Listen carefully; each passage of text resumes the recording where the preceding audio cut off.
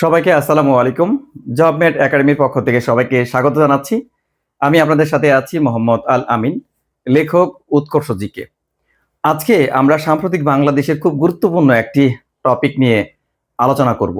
যেই টপিকটি নিয়ে ইতিমধ্যে আমাদের মধ্যে মিশ্র প্রতিক্রিয়া দেখা দিয়েছে, আলোচনা সমালোচনা তর্ক বিতর্কের জন্ম দিয়েছে, তা হলো গণভোট। এই গণভোট কি, আর বাংলাদেশে প্রথম কখন গণভোট হয়েছে, আবার কবে গণভোট হবে, ইত্যাদি বিষয় থাকছে আজকের এই ভিডিওর মাধ্যমে। ভিডিওটি প্রথম থেকে শেষ পর্যন্ত অবশ্যই দেখবেন, আর ভিডিওটি ভালো লাগলে অবশ্যই লাইক কমেন্ট শেয়ার দিয়ে আমাদের সাথে থাকবেন। তাহলে আসুন, গণভোট কি? গণভোট হলো এমন একটি প্রক্রিয়া।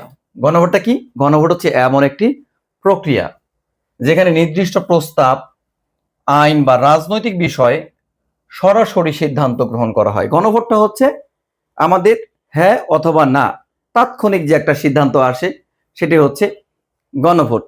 আচ্ছা, আমরা এখন দেখব যে স্বাধীন বাংলাদেশে কয়টি গণভোট হয়েছে। স্বাধীন বাংলাদেশে এ পর্যন্ত 3টি গণভোট হয়েছে। কয়টি গণভোট? 3টি গণভোট হয়েছে। আর এই 3টি গণভোটের মধ্যে 2টি হয়েছে সামরিক শাসনের আমলে, 2টি গণভোট হয়, আর একটি আমাদের গণভোট হয়েছে সাংবিধানিকভাবে গণভোট হয়, আর আরেকটি আসন্ন রয়েছে। তাহলে আমাদের গণভোট, প্রথম গণভোট হয়েছে কবে? 30 মে 1977 সালে আমাদের বাংলাদেশে প্রথম গণভোট হয়েছিল। কার আমলে? জিয়াউর রহমানের আমলে। আর এই গণভোটের ফলাফল ছিল 98.9% হ্যাঁ ভোট পড়েছিল। তো এই গণভোটটা মূলত জিয়াউর রহমান কেন করেছিলেন? তার যে সামরিক কার্যক্রম, এগুলোকে প্রশাসনিক রূপ দেওয়ার জন্য মূলত এই গণভোট তিনি করেছিলেন, এবং তার মূলত নীতি পরিকল্পনা জনগণের সমর্থন আদায়ের জন্য তিনি এই গণভোট করেছিলেন।